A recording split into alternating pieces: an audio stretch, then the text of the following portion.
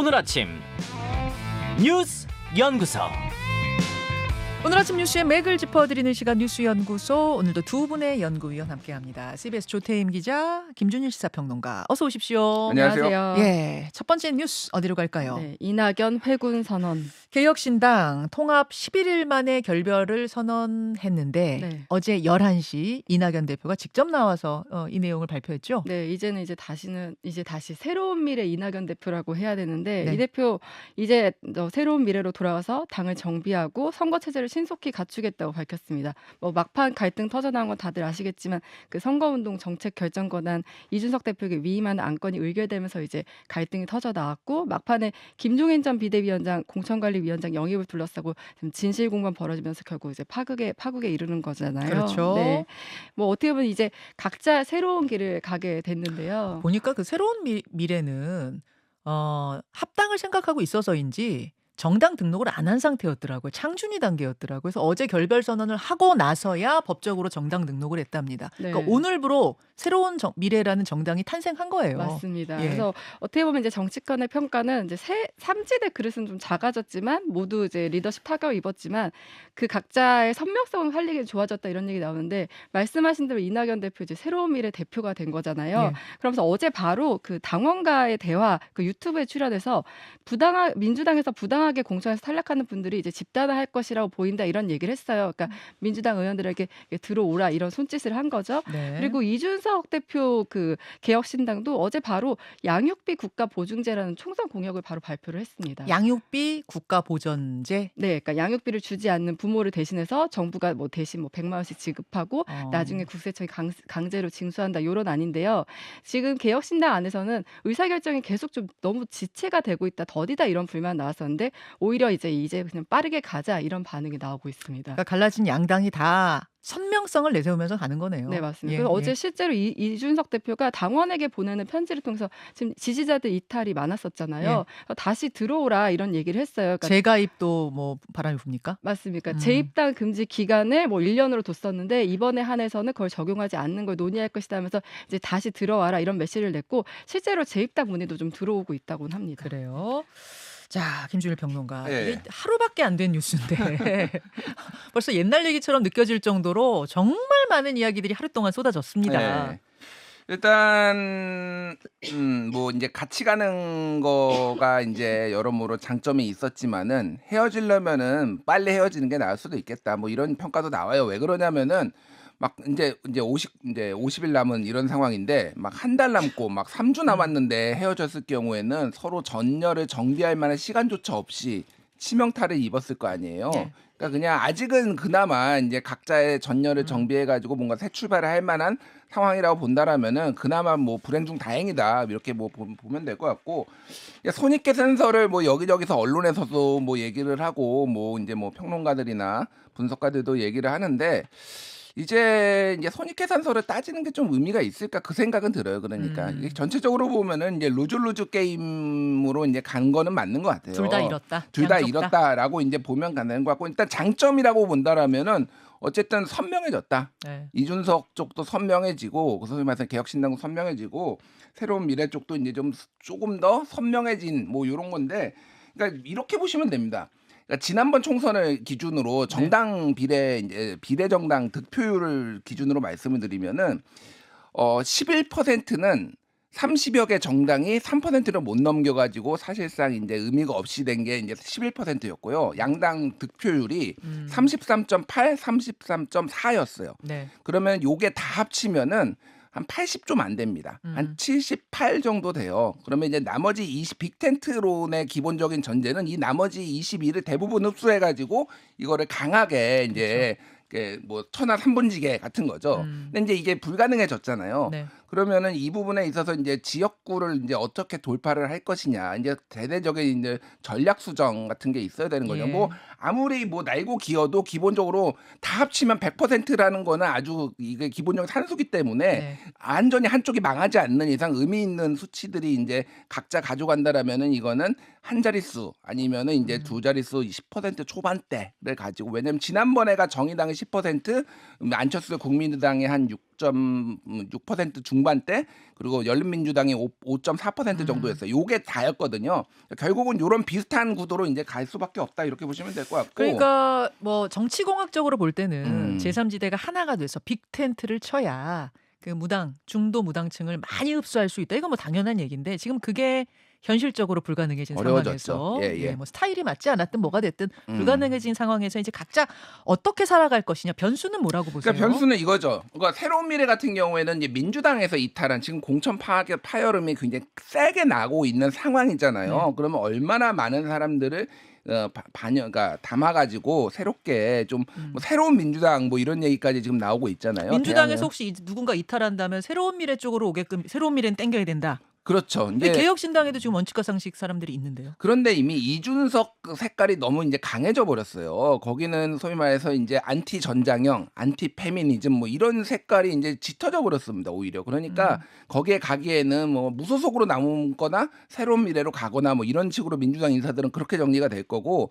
개혁신당 같은 경우에는 지금 국민의힘이 공천 파동에 나지 않았기 때문에 자강론 정책 쪽으로 이제 초점을 맞춰 가지고 이렇게 갈 수밖에 없습니다. 예. 그러니까 두 사람이 이제 잃은 타격이 좀 다른데 이재명 대표 아니 이낙연 대표는 리더십의 타격을 입었어요. 소위 말해서 지금 뭐 5개 정파가 있었잖아요. 새로운 미래하고 구개혁신당 그리고 양양자의 한국의 미래 그리고 금태섭의 새로운 선택, 네. 원칙과 상식 이제 그 조웅천 이원우. 예. 근데 여기에서 새로운 미래 이낙연 김종민을 빼놓고 나머지는 4개가 다 이준석을 손들어주세요. 결과적으로 보면은 그렇게 된 지금. 거죠. 그러니까 이낙연의 리더십은 그러면은 제대로 작동하는 것이냐? 그러면 새로운 미래로 독자적으로 했을 때는 그러면 본인이 다른 사람을 품 안을 수 있을 것이냐에 이제 물음표가 쳐졌다라고 리더십의 타격을 입었다고 보면 될 것 같고 이준석 대표는 이제 확장성에 이제 문제가 생겼다라고 보는 게 맞을 것 같아요. 그러니까 어쨌든 지금까지 이제 정당성이 있었는데 예를 들면은 굉장히 많은 이준석 대표의 정치 여정을 봤을 때 갈등이 있었던 사람이 있었잖아요. 예를 들면 손학규, 안철수, 뭐 그리고 윤석열, 네. 뭐 인요한 등등까지.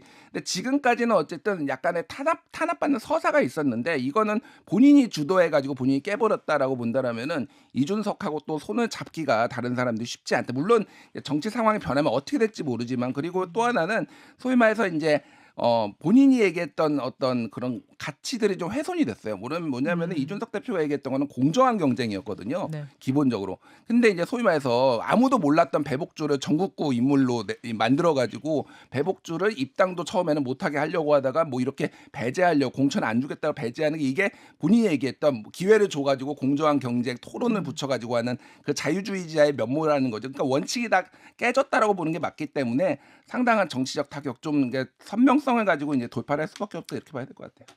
양당에 그러니까 이낙연, 이준석 두 사람 다 얻은 것도 있지만 잃은 게 상당히 크고 상처가 있다. 이런 말씀 정리해 주셨어요. 오늘 2부에는 새로운 미래 김종민 공동대표와의 인터뷰가 있습니다. 거기서 자세한 얘기는 좀 더 듣기로 하고 두 번째 이슈로 가죠. 2,000명은 최소 규모. 전공의들 근무 중단 첫날, 그러니까 사표를 내고 이제 근무 중단에 들어갔는데 첫날이던 어제 병원 상황 궁금하고 그리고 의료계와 정부의 지금 강대강 대치는 계속 이어지는 건지 이렇게 네. 강대강으로만 계속 부딪히는 건지 궁금해요. 아직까지는 강대강으로 부딪히고 있는 상황인데 어제 윤석열 대통령도 이제 대국민 메시지를 냈거든요. 그러니까 국무회의 발언을 생중계를 했는데 보통 이렇게 강경 메시지 낼 때 생중계를 하잖아요. 네. 그러면서 어떤 얘기를 했냐면 지금 2,000명 규모를 놓고 의료계에서는 지금 너무 많다. 그 근거가 뭐냐 이렇게 얘기를 하고 있는데 윤 대통령은 2,000명은 최소한의 확충 규모다. 대한민국 미래를 준비하기에는 이 숫자도 턱없이 부족하다 이러면서 물러날 뜻이 없음을 밝혔고요. 물러날 뜻이 없다는 거를 밝혔어요. 네, 맞습니다. 그리고 정부는 이제 업무 개시 명령 받은 의료인들에게 지금 뭐 즉시 복귀하라고 계속 압박하고 있는 상황인데요. 그런데 이제 전공의들도 이제 지금 강경한 자세에 어제 대한전공의협의회가 5시간에 걸쳐서 회의를 거쳤는데 네. 결국 한 얘기는 정부의 잘못된 정책을 철회하고 비민주적인 탄압을 중단하라 성명을 발표했습니다. 그리고 이제 뭐 행정처분 대처법들을 공유하고 있고 몇몇 전공의협의회는 변호인단을 선임하기도 하고 있습니다. 자, 강대강 대치가 이게 장기화가 되면 문제일 것 같아요. 지금은 일단 이제 전공의들이 빠진 자리를 전임의들, 펠로우들이나 교수들이 맡고 있다. 이런 상황으로 지금 듣고 있는데 김준일 에디터, 김준일 네. 평론가.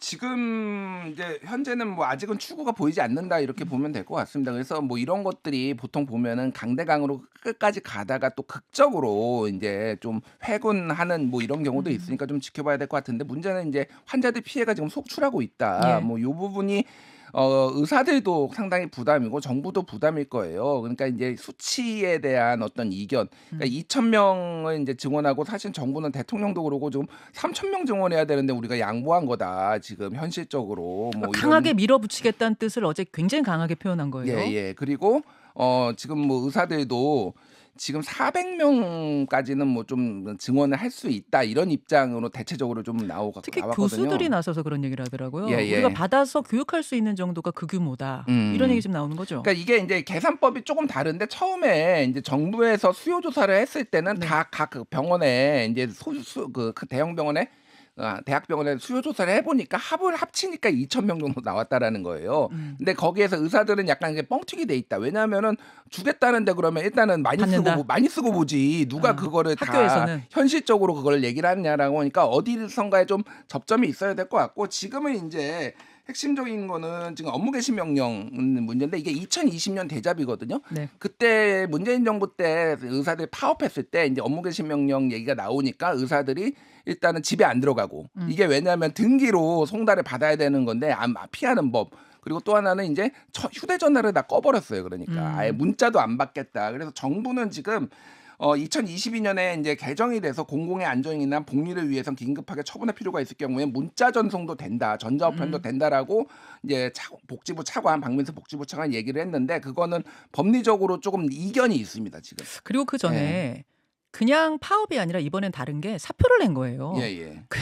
내가 다니던 회사를 사표 낸다고 하는데 수리를 안 해주고 이걸 징계하겠다. 이게 맞느냐? 요거 갖고선 지금 변호사 선임한 거 맞죠, 조태임 네, 기자? 맞습니다. 그 부분인 거죠, 그러니까 쟁점이. 사직서를 냈는데 뭐가 문제냐. 그러니까 나는 사표를 낸 거다, 이렇게 되는 이런 거잖아요. 주장을 하고 있고요. 그리고 지금 어떻게 보면 어제 첫날이었는데 그래서 현장에서 지금 완전 아수라장인 상황인데요. 뭐 암 수술, 뭐 디스크 수술 이런 수술 환자들이 뒤로 미뤄지고 있고 어떤 분은 수술을 계속 이제 거부하다 보니까 군 병원으로 이송되기도 했고요. 그리고 뭐 간호사들이 이제 그 일을 맡다 보니까 간호사도 지금 그러니까 너무 업무 강도가 너무 세다. 그 부분을 호소하고 있습니다. 그러니까 이게 지금 강대강으로 가면 결국은 환자만 손해 본다는 거 이거거든요. 피해가 크다는 거. 그래서 결국 강대강 대치로 누가 이기나 보자 이런 식으로 가선 안 될 것 같다. 이런 생각이 듭니다. 정말 걱정입니다. 다음으로 가죠. 네, 사실상의 첫 배상. 이건 어떤 얘기인가요? 네, 그 강제동원 피해자가 일본 기업으로부터 배상금을 수령했는데 이게 이제 일본 기업으로 돈을 받은 첫 사례예요. 예. 근데 왜 사실상이라는 표현을 썼냐면은 일본 기업이 우리가 미안하다 이렇게 사죄 차원에서 돈을 전달한 게 아니라 그 강제 집행을 당하지 않기 위해서 담보 성격으로 국내 법원에 공탁한 돈인데 그걸 이번에 받게 된 거예요. 어떻게 된 일이냐면 일본 강제동원 피해자 이모 씨가 그 일본 기업 히타치 조센을 상대로 손해배상 청구 소송을 제기를 했고 네. 대법원이 이제 지난해 12월에 그 히타치 조센에게 손해배상 5천만 원과 지연이자 다 포함해서 1억 원을 지급하라고 판결을 했습니다. 그러면서 이후에 이제 피해자 측이 히타치 조센이 한국에 맡긴 그 공탁금 6천만 원을 받기 위해서 그 절차를 밟았고 그러면서 이제 그 공탁금을 수령한 거예요. 네. 피해자 측 변호사는 어쨌든 이제 일본 기업이 자발적으로 낸 돈이 강제징용 피해자에게 전달되는 건 이번이 처음이라고 하긴 했는데, 근데 지금 당장 일본 정부와 히타치 조세는 우리 법원의 결정에 유감의 뜻을 밝혔습니다. 일본 관방장관은 한일 청구권 협정에 명백히 반하는 판결이다. 일본 기업에 부당한 불이익을 주는 것으로 극히 유감스럽다 이런 입장을 밝혔습니다. 자, 김준일 평론가. 네. 이거 어떻게 봐야 됩니까? 그러니까 일단은 돈을 일단 맡겨놓은 거죠. 쉽게 얘기를 하면은 요게 이제 강제 처분되는 것을 조금 이제 지연시키기 위한 건데 일본 측에서는 상당히 지금 당황해하고 있다. 이 조치에 대해서 이런 얘기가 나오고 있습니다. 그래서 이게 이제 요 사례는 요렇게 이제 한 케이스예요. 근데 다른 기업들이 이거를 공탁하거나 그런 사례는 없거든요. 그러면 이게 이제 더 확산돼 가지고 더 어떤 우리가 대한민국 입장에서나 유가족 입장에서 보면 유의미한 게 뭐가 나올 것인가는 좀 의문이에요. 다만 상징적으로 어쨌든 뭔가 이게 조치를 이제 받았다. 뭐 이런 정도의 이제 상징적 의미가 있는 것 같고, 요거와 어저께 이제 또 뉴스가 하나 전해진 게 국가보훈부 산하의 독립기념관 신임 이사에 이제 네. 뉴라이트 계열, 그러니까 낙성대 경제연구소장인데 박이택 소장이 임명이 됐는데, 여기가 이제 소위 말하는 뉴라이트 계열이고 식민지 근대화론, 그리고 위안부 피해, 그리고 일제감정기 강제동원 사람들의 강제성을 이제 부인하는 계열이거든요. 그러니까 이게 이영훈의 이제 반일 존족주의, 여기에서 이 낙성대 이제 경제연구소 여기에서 이제 다 나온 거예요. 그러니까 예, 여기 예. 소속 멤버였고. 근데 이분이 뭐가 되셨다고요? 독립기념관장? 독립기념관 이사. 이사. 예. 이사가 됐는데 조용히 지난 1일에 선임이 됐는데 이제 이게 뒤늦게 알려진 겁니다. 그러니까 정치권의 소위 말해서 이념 전쟁은 계속되고 있다. 그러니까, 예. 여기까지 두 분 수고하셨습니다. 감사합니다. 김현정의 뉴스쇼는 시청자 여러분의 참여를 기다립니다. 구독과 좋아요, 댓글 잊지 않으셨죠? 알림 설정을 해두시면 평일 아침 7시 20분 실시간 라이브도 참여하실 수 있습니다.